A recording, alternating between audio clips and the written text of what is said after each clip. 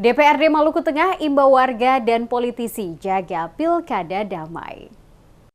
Ketua DPRD Maluku Tengah, Herimenkar Haurisa, menghimbau seluruh warga dan politisi untuk menjaga situasi keamanan dan ketertiban masyarakat atau Kamtipmas menjelang pemilihan kepala daerah atau pilkada yang akan dilaksanakan pada 27 November 2024 mendatang.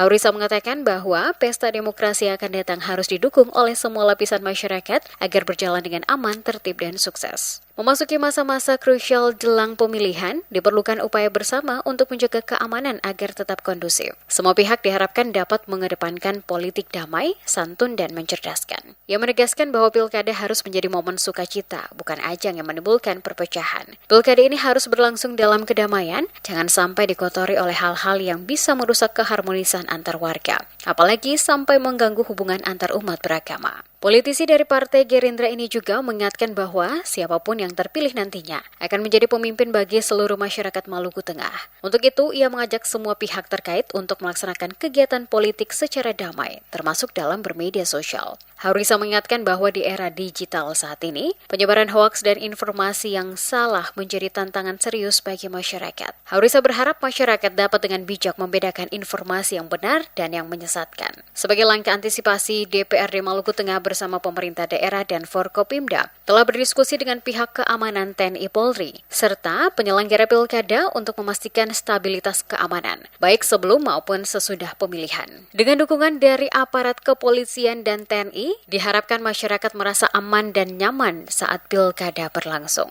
Momentum HUT Kota Masohi ke-67 ini hampir bersamaan dengan pemilihan Bupati, Wakil Bupati, Gubernur, dan Wakil Gubernur. Karena itu, saya mengajak semua elemen masyarakat, semua tim sukses, semua bakal calon untuk mari kita menjaga stabilitas daerah ini.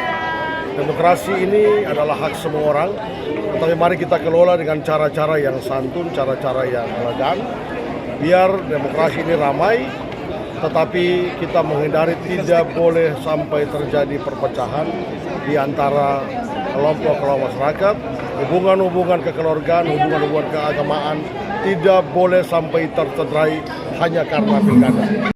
Ia juga menyampaikan harapannya agar pilkada 5 tahunan ini menghasilkan pemimpin yang amanah, membawa kedamaian, dan mengutamakan kepentingan rakyat, bangsa, dan negara.